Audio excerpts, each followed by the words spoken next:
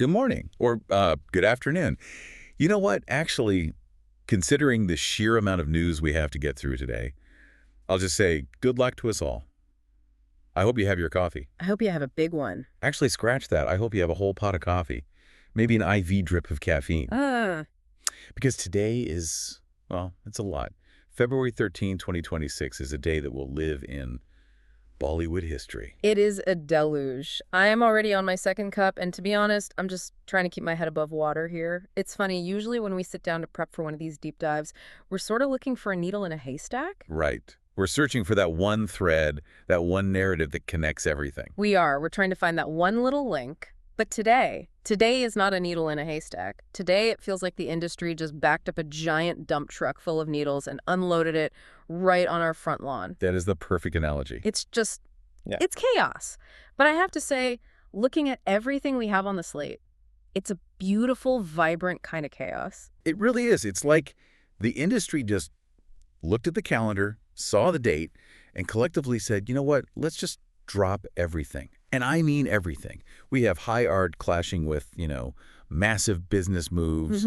We have nostalgia that is absolutely going to make you weep. And then we have some of these deeply personal, surprisingly human moments that kind of ground the whole thing. It's an incredible mix. That's the texture I'm loving today. It's all about the contrast. You've got the grand operatic violence of Vishal Bharadwaj's new film on one side. The crime opera. Yes, the crime opera. And then on the other, you have Varun Dhawan getting a 2 a.m. pep talk from Salman Khan about his smile. It's wild. It's so human. And you have the corporate behemoth of Netflix basically swallowing the entire 90s in one gulp. And right next to that, you have the news that Sri Leela just finished her MBBS degree. It's the macro and the micro all at once. From headlines to heartbeats, as we always say. But seriously, our mission for today is to try and make some sense of this incredible buffet of stories. We are absolutely going to unpack A Romeo, which is finally in theaters. The wait is over. The wait is over. We're also going to talk about what I'm calling sequel syndrome. The immense pressure that comes with Border 2 and Mardaani 3. Oh, that's a good name for it. The weight of legacy. Exactly. Then we have to dive into the streaming wars because the Netflix 2026 slate it's kind of mind-blowing. And we're going to end, as we always do on a Friday, with a little flashback to 1958 that I think is going to surprise people with how relevant it is. It connects so perfectly to the gangster themes we're seeing today. It's funny how history always rhymes like that, isn't it? It always, always does. So let's stop teasing it and just jump right in. Segment 1, The Art of Violence. Today is the day A Romeo is out. Finally. And looking at the initial reception, just feeling the buzz online, this doesn't feel like just another Friday release. This feels like an event, a statement. It absolutely is a statement. Anytime Vishal Bharadwaj releases a film, it's an event for a certain kind of cinema lover, right? He's not the guy who's going to give you the mindless 300 crore blockbuster. No, not at all. He's the guy who gives you cinema that, sticks with you, it stays in your bones for a decade. But A Romeo, this one feels heavier somehow. It feels more significant. I think it's the lineage, right? We have to talk about the history here because this is the grand reunion of Shahid Kapoor and Vishal Bharadwaj. And that isn't just a director and an actor deciding to work together again. That is a chemical reaction. That's lightning in a bottle. It is. I mean, just think about what they've done before. Think about Kamini. Think about Hader. Those films didn't just make money, they completely redefined Shahid Kapoor's career. They really did. Before Kamini, Shahid was the chocolate boy. Yeah. He was the sweet romantic hero from Job We Met. He was that guy. And Bharadwaj took that image and he twisted it. He found this reservoir of darkness and intensity that I don't think anyone knew was there. Not at all. He unearthed it. He did. And now they're back. And the term that's being thrown around, and I've seen it in at least 3 different reviews just this morning, is crime opera. I love that term so much. Crime opera. It sounds so grand, so fancy. But let's actually unpack that for a second. Why opera? Why not just call it a gangster flick? I think that's a vital distinction to make. When you say gangster film or, crime thriller, you expect a certain kind of gritty, realism. Right. You think of something grounded. Exactly. You expect street slang, you expect territorial wars over, specific neighborhoods in Mumbai. You're thinking Sati or a company. Those films are grounded in the dirt and the grime of the city. An opera, on the other hand, implies theatricality. It implies that the emotions are dialed up to 11. It's about grand tragedy, about epic betrayal, about all-consuming obsession. The violence isn't just brutal, it's stylized. It's almost choreographed. Oh, that's a great way to put it. It's the difference between a messy street fight and a perfectly staged duel. Precisely. And based on everything we're seeing and hearing about Romeo, that is exactly what Bhardwaj has delivered. He's taken a story that could have been a very gritty, by-the-numbers procedural and just elevated it into high art. So let's get into the story itself, because on paper, if you just read the one-line summary, it sounds a little deceptive, doesn't it? It sounds like something we've seen 100 times. The standard trope. Exactly. A man's obsession, a revenge plot, a simmering rivalry. We've been there. But the inspiration here is very, very specific. It's rooted in the real-life rivalry between Hussein Ustara and Dawood Ibrahim. Now, I know you love your Mumbai underworld lore. For people who might not be familiar, who was Hussein Ustara? Oh, he's a fascinating figure. A legend in Dongri lore, really. For anyone who hasn't read the books by, say, Hussein Zaidi or followed that whole history, Hussein Ustara was. He was character. His trade was that he was a malashwala, a masseur. That's what he did for a living. Wow, okay.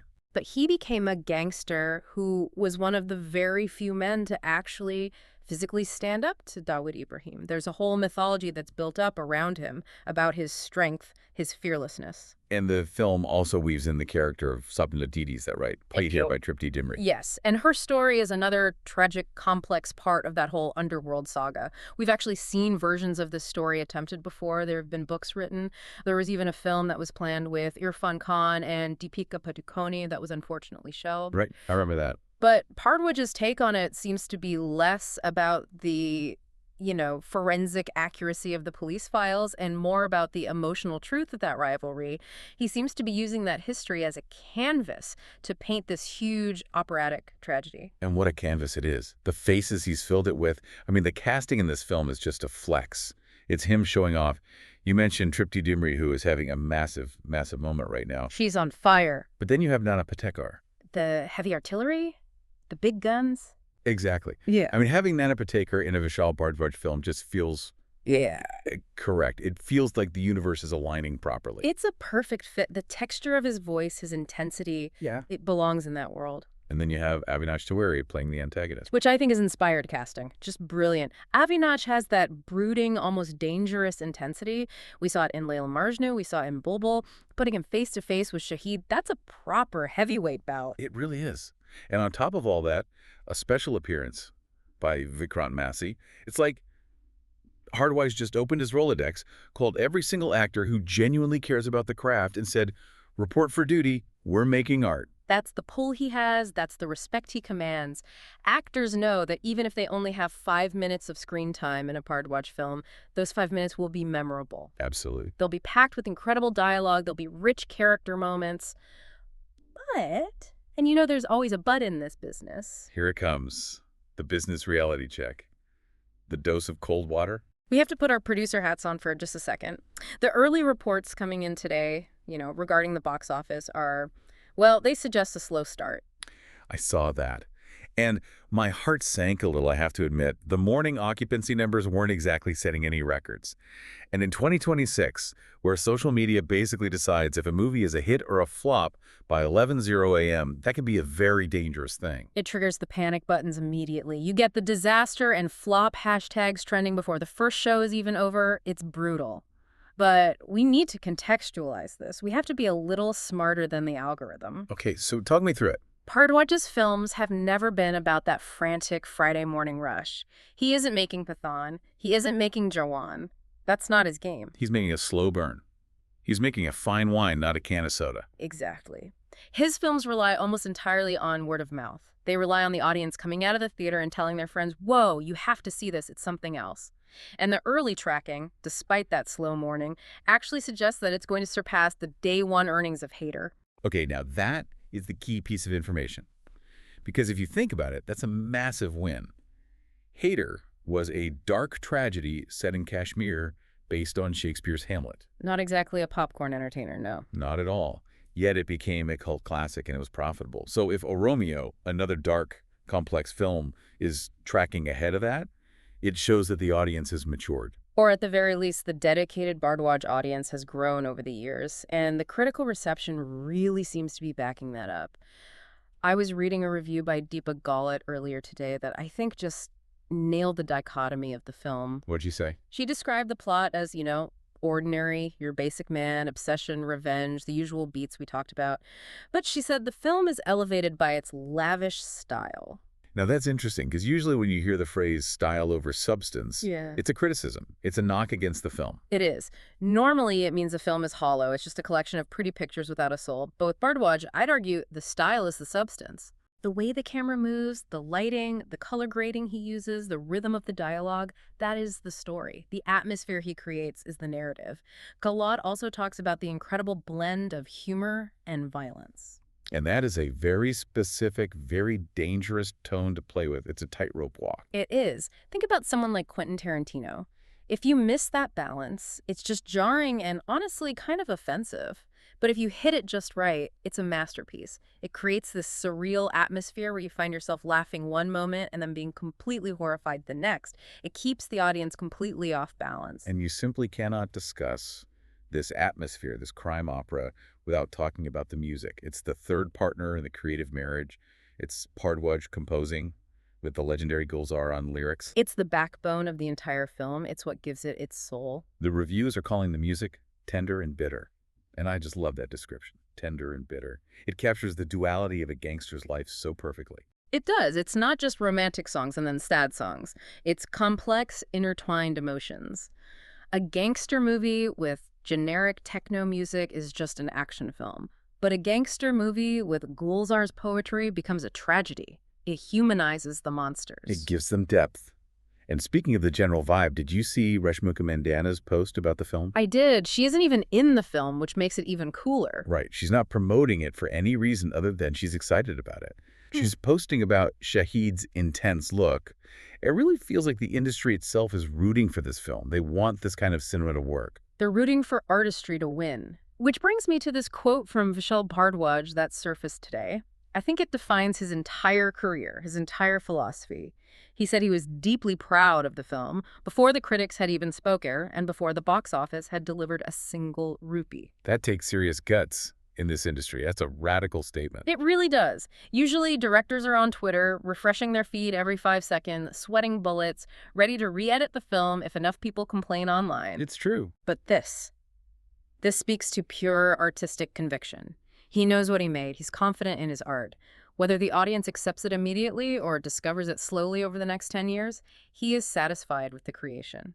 In an industry driven entirely by opening weekend numbers, where your entire worth is determined by your Friday collection, that is a very rare, very valuable stance to take. You know, it's the difference between a content creator and an artist. That is a beautiful way to put it. It's a powerful reminder that cinema is art first. And a product second, or at least it should be. It should be, but let's be real. For most of the industry, it is a product first.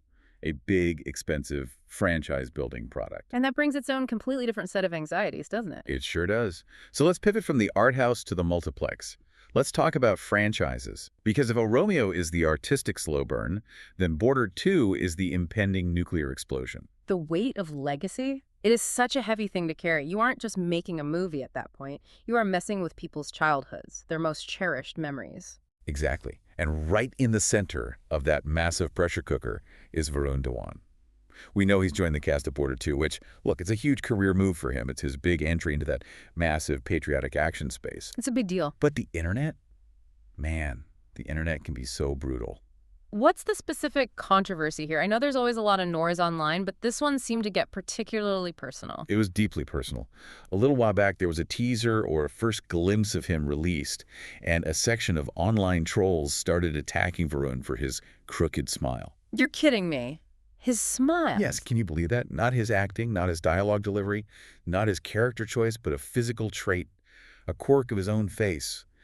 And the worst part is, it really seemed to get to him. He actually noticed it, and it bothered him. That is the dark side of high-definition fame, isn't it? When your face is on a 70-foot screen, every pore, every twitch, every tiny asymmetry is magnified 1,000 times. And the audience, largely hidden behind anonymous avatars, feels completely entitled to comment on it. It's just bullying. It's high-tech bullying, pure and simple. But here is where the story pivots from something ugly into something about mentorship. And this is the part I really love. Okay.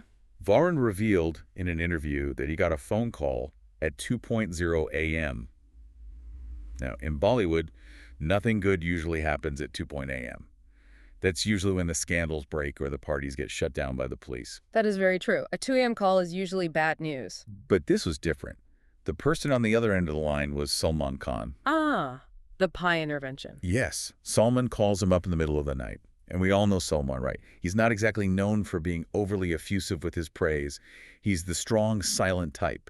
He's not gushing over people on a regular basis. No, a compliment from him is a rare thing. It is. But he gets on the phone and he tells Varun, you don't need to prove anything. He basically gave him the pep talk of the century, telling him to ignore the haters. Wow. That's actually surprisingly touching. And it reveals a lot about the internal dynamics of the industry that we don't often get to see. It does. Varun said it was a defining moment for him, precisely because compliments from Salman are so rare. And because of that one phone call, Varun decided, you know what? I'm going to embrace the smile.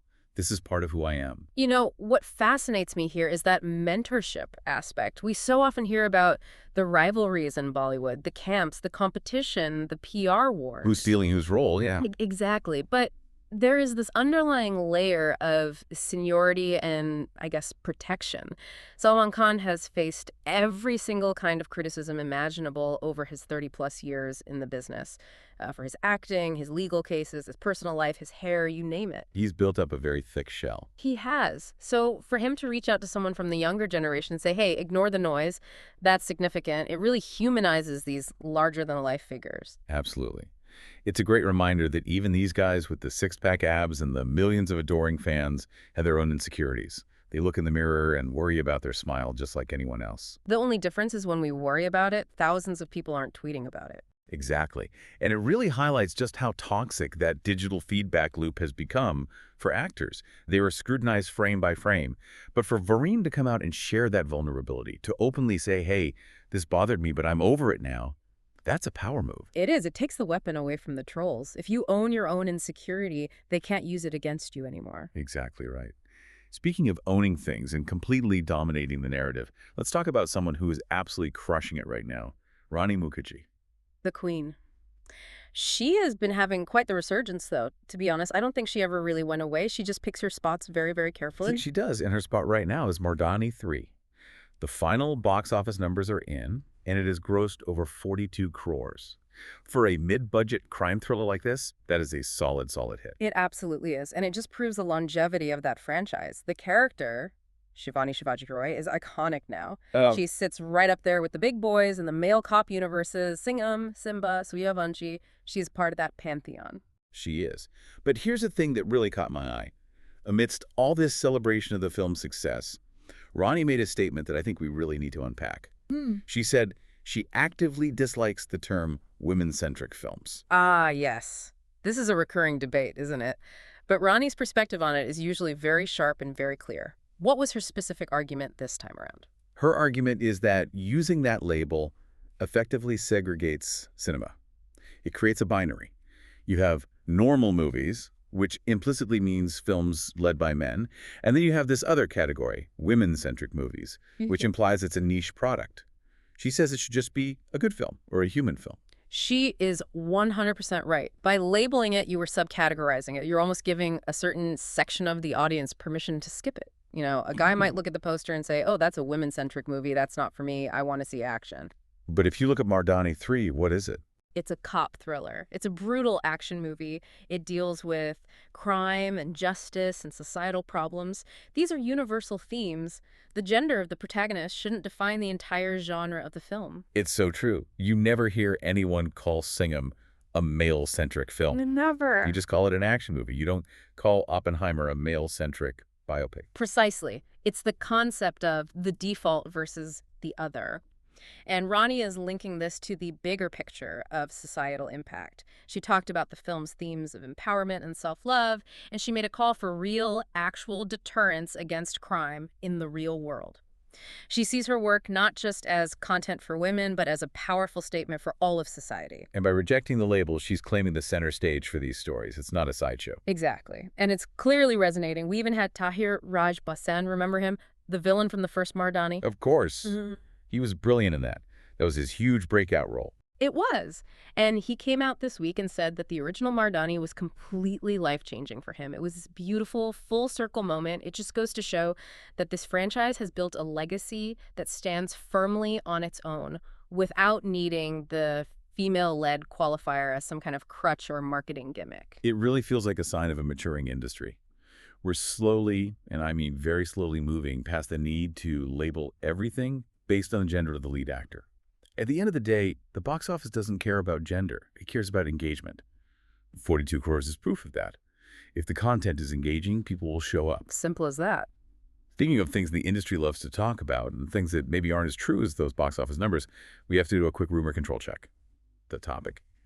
Dawn 3. Oh boy. The rumor that will not die, the ghost of Dawn, just haunts the timeline forever. It really is a ghost. Yeah. There was this massive buzz this past week that Hrithik Roshan was replacing Ranveer Singh, or that he was approached to sort of save the project, or that there was some secret meeting happening. And today, Hrithik just came out and killed it.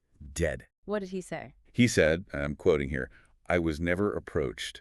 Full stop." And that is a classic example of the online rumor mill creating a controversy where none actually exists. You have the passionate fans of the original Dawn, the Amitabh Bachchan version. You have the equally passionate fans of the reboot Dawn, the SRK version. And now you have the new era with Ranveer. The tension is so high that people invent scenarios to validate their own feelings. It's just wish fulfillment. Exactly. Oh, the producers at Excel Entertainment must be fighting with Ranveer, so naturally they called Hrithik. It's basically fan fiction that gets presented as legitimate news. And Hrithik just shut it all down, a clean break. Nope, didn't happen.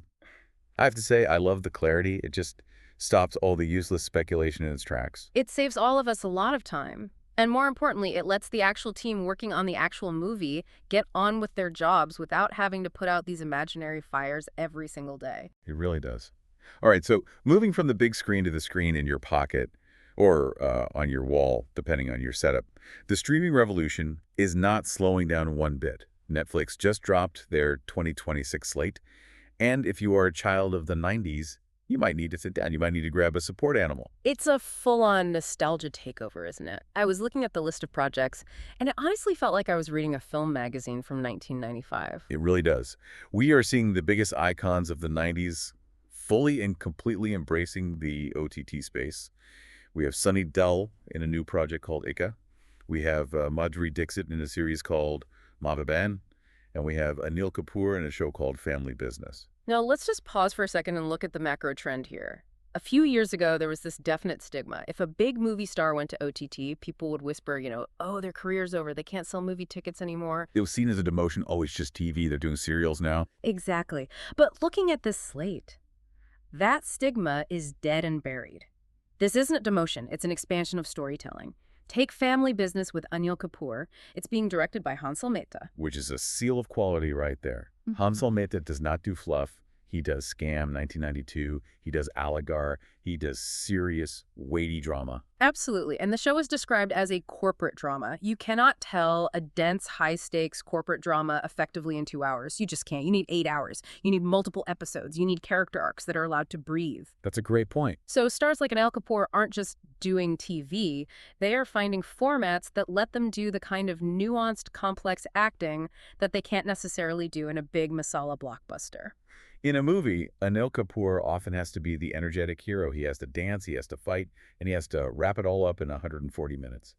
In a series like this, he can be complex, he can be gray, manipulative, maybe even an outright villain. It's exciting for him as an actor and for us as an audience. And seeing Sunny Deol in Ika, I'm really curious. Is it going to be an action series? Is it a drama? The platform allows for a kind of nuance that the single-screen theaters that love him might not always reward. Sunny Deol had that massive comeback success with Gadar 2, but that was pure, unadulterated nostalgia. This could be something completely different. And Madhuri. in a show called Ma Ben Hin. Just the title is so intriguing. It really feels like the streaming platforms are finally realizing that their biggest subscriber base, people who are actually paying the monthly fees, are the ones who grew up watching these stars. So why chase the Gen Z influencers when you can get the actual legends? It's a very smart business strategy. Retention is the name of the game in streaming. And it's not just a domestic play either. Did you see that note about the producer of Ramayana? The global spectacle comment, yeah. Yes. Promising a spectacle that's on par with Hollywood for Ranbir Kapoor's upcoming film. The ambition of Indian cinema is growing beyond our borders. We're seeing it with these massive mythological adaptations, and we're seeing it with this Netflix slate. They want the whole world watching, not just India. It feels like we're in a new phase where Indian content is trying to rebrand itself as global content. Exactly. We're trying to do what Korea did so successfully with K-dramas. And honestly, with talent like Hansel Mehta and stars like Anil Kapoor on board, we might just pull it off. Fingers crossed.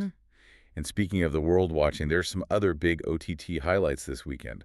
Chorus Season 2 is out, which I know people were absolutely dying for. The first season was such a massive breakout hit. Incredible writing on that show, a really dark, gritty look at Punjab. And for the horror fans, The Conjuring. Last Rites is also dropping. So if you want to be scared out of your mind this weekend, you're covered. And what about To Marry Main Tara? That title is a mouthful. I'm winded just saying it out loud. It is, but the early reviews are calling it drama, dazzle, and detective work. So there's plenty to stream if you aren't going to the theaters for a Romeo. Okay, we've done the business, we've done the big movies, we've done the streaming wars, we've analyzed the box office and the algorithms. Now I want to get to what I call the heartbeats of the episode. My favorite part. Mine too. These are the personal stories. Because today, amidst all the press releases and the corporate strategies, there were some really sweet, really human moments that ground all this glamour back in reality. These are the stories that remind us that behind the brand, there's an actual person. First up on the list, Dr. Sri Leela. That's quite a title change, isn't it? From actor to doctor. It is. So the actor Sri Leela, who is incredibly busy shooting movies across multiple industries, Telugu, Kannada, Hindi, just completed her MBBS. She's officially a doctor. That is genuinely profoundly impressive. I don't think people realize how demanding a modern film schedule is. We're talking 12, 14-hour days, constant travel, promotions, fitness training, learning lines, and choreography. To complete a medical degree, which is one of the hardest academic pursuits there is, simultaneously, that requires a level of discipline that it's just rare. She shared this really emotional note about it online. And you could just feel the relief and the pride pouring out of it. It's such a great duality to have. Glamorous movie star by night, doctor by day. It's a fantastic role model moment for her young fans. Yeah. It sends a message that you don't have to choose between art and education. You can do both if you don't like to sleep, apparently. Lassie. Yeah, sleep was probably the big sacrifice there. But it adds this incredible layer of depth to her public persona. She's not just a pretty face. She's clearly a brilliant mind. It changes how producers and audiences are going to perceive her going forward. Absolutely. Now, from academic degrees to wedding vows, the rumor mill was working overtime this week on Vijay Deverakonda and Rashmika Mandanna. Ah, the national crush couple. The eternal question.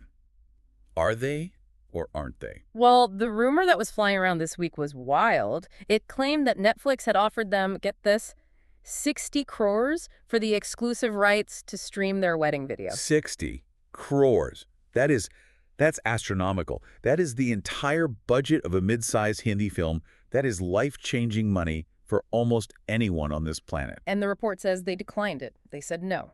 And that, to me, is the most fascinating part of the story. We're seeing this real tension in celebrity culture between monetizing your personal life and keeping it sacred. In the West, selling wedding photos or videos to magazines or streamers is very common. But here, ever since the Virushka wedding, Virat Kohli and Anushka Sharma, there's been a noticeable shift. The private, intimate wedding became the new gold standard of cool. Exactly. Privacy has become the ultimate luxury. If you're in a position where you can afford to turn down 60 crores just to keep your special moment for yourself and your family, that's a massive statement. It preserves the sanctity of the event. It says, this isn't content, this is my life. I love that phrasing. This isn't content. It must be such a hard line to draw when you're that famous, and your entire life is usually treated as content for public consumption. It is. And I think, funnily enough, the fans actually respect it more. The blurry, low-res photos that get leaked by guests at a private wedding are always more charming, go more viral than some polished, color-graded Netflix documentary anyway. So true. It feels more authentic. It feels more real. Speaking of real, how about this little story about Kareena Kapoor Khan and Alia Bhatt? What are they up to? They were just hanging out at the home of their nutritionist, Rujuta Diwakar, eating pithala bhakri. Laughs. That is just delightful. They even posted a photo which they called their post-pithala bhakri pose, and it's just so normal. These are two of the biggest, most glamorous stars in the entire country, known for high fashion and red carpets, just stuffing their faces with simple, traditional Maharashtrian food. It creates such a sense of relatability. Food is the great equalizer, isn't it? No matter how famous you are, a good plate of pithala bhakri is going to put you in a happy food coma. It breaks down that celebrity pedestal just a little bit. And it's a nice cultural nod, too, since Rujuta Diwakar has always been about eating local and embracing traditional foods. And we had another really touching moment today involving Shabana Azmi and Pratik Babar. There was a video that went viral of Shabana hugging Pratik and getting emotional while remembering his mother, the late, great Smita Patil. Wow. That is a moment heavy with history. You know, back in the 70s and 80s, Shabana Azmi and Smita Patil were the two towering pillars of the parallel cinema movement. They were the titans, and they were often pitched as rivals by the media at the time. The media absolutely loved to create a feud between them. They were like the Coco versus Chanel of Indian art cinema. They did. But beneath all that manufactured rivalry, there was immense professional respect and a very complex personal relationship. Smita Patil passed away so tragically young, and it left this huge void in the industry. So seeing Shabana embrace Smita's son with such genuine maternal affection, it just transcends all those old headlines. It does. It's a moment of pure human connection, honoring a legacy that's gone. It's the industry acting like a family rather than a corporation. It really was a beautiful moment. But speaking of the past and how actresses were perceived, there was another story that resurfaced today about Rekha that really made me stop and think. It's a bit darker than the Pithala Bhakri story. Oh, what was that? It's about the making of the movie Mongol Sutra. Apparently, Rekha admitted that she had her friend at the time, Aruna Irani, removed from the film because she was afraid that acting alongside her would make her look like a vamp. Yes, I saw this. And the story was that she was reading these things in the newspapers and it was feeding her own insecurities. Exactly. And at first glance, it sounds kind of petty, right? Like a big star throwing a tantrum and getting a co-star fired. But when you peel back the layers... It's not petty at all. It was about survival. You have to understand the era she was working in. In the 70s and 80s, the boxes that actresses were put into were very, very small. If you were labeled a vamp or a villainess, your career as a leading heroine was effectively over. Typecasting was a death sentence. So it wasn't about a personal dislike for Aruna Irani. It was about fear. It was pure fear. Rekha, who worked harder than almost anyone to transform her public image from the so-called ugly duckling to the ultimate diva, was likely terrified of losing any ground she had gained. It shows just how incredibly image-conscious stars had to be. They were prisoners of their own image. That context is so important. It is. Today, an actress can play a villain, a hero, a mother, and a doctor all in the same year. But back then, one wrong move, one role that was perceived as too negative, and the audience could turn on you for good. It makes you empathize with the difficult choices they had to make. It wasn't just about ego, it was about protecting their livelihood. And it shows how far we've come. It really does. All right, so we have covered the present, we've touched on the future of streaming, and we've looked at the very real insecurities of the past. Now, it is time for our favorite segment of the week. It's Friday, which means it's time for Flashback Friday. Let's fire up the time machine. Where are we going today? We are dialing it all the way back to 1958. The film is Khazanchi. A true classic. Balraj Sahni. Yes, the great Balraj Sahni. So, for our listeners who might not be familiar with it, Khazanchi just means cashier. The plot revolves around a man named Shyam, played by Balraj Sahni. He's a simple, honest bank cashier, a happy family man, but his entire life turns upside down when his corrupt colleagues frame him for a bank robbery. It's a quintessential story of that era. The Nehruvian era of the 1950s was so often defined by this tension between the honest, hardworking common man and the corrupt, broken system. The themes are so pure and simple compared to today. Honesty, deception, justice. He spends the entire movie just trying to clear his name and get his life back. There were no item songs, no slow-motion gunfights, just a man trying to get his dignity back. And if you look at Balraj Sahni's incredible career, this film sits in such an interesting place. This is the man who gave us masterpieces like Do Bhi Zamin and later Garam Hawa. Sure. He was the face of the common man struggle. He didn't look like a star in the Devanan sense of the word. He looked like your father or your neighbor. The everyman. Exactly. In Khazanchi, he isn't a superhero. He doesn't have a crime opera style like we're seeing in A Romeo today. He's just a regular guy trying to prove he didn't steal the money. The conflict is simple, but the emotions are incredibly high. It's a really bittersweet watch now, isn't it? The article we read mentioned that most of the original cast and crew have since passed away. This film is what's left of them. It's their legacy. That's the magic and also the tragedy of cinema. Balraj Sahni is gone, the director Prem Narayan Arora is gone, but you press play on the movie, and suddenly it's 1958 again.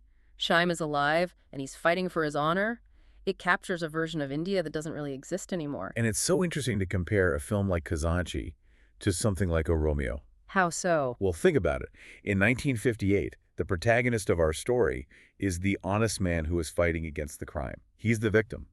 In 2026, our protagonist in A Romeo is a gangster, a man of crime, and we are actively rooting for his revenge. That is a brilliant observation. The entire lens has shifted. We used to idealize the victim of the system, the noble sufferer. Now we are fascinated, even captivated, by the ones who break the system. The moral center of our popular stories has completely moved. We've gone from Satyamev Jayate, truth alone triumphs, to might is right. That is really deep. I hadn't thought about it in exactly those terms. But you're right, it reflects how society itself has changed.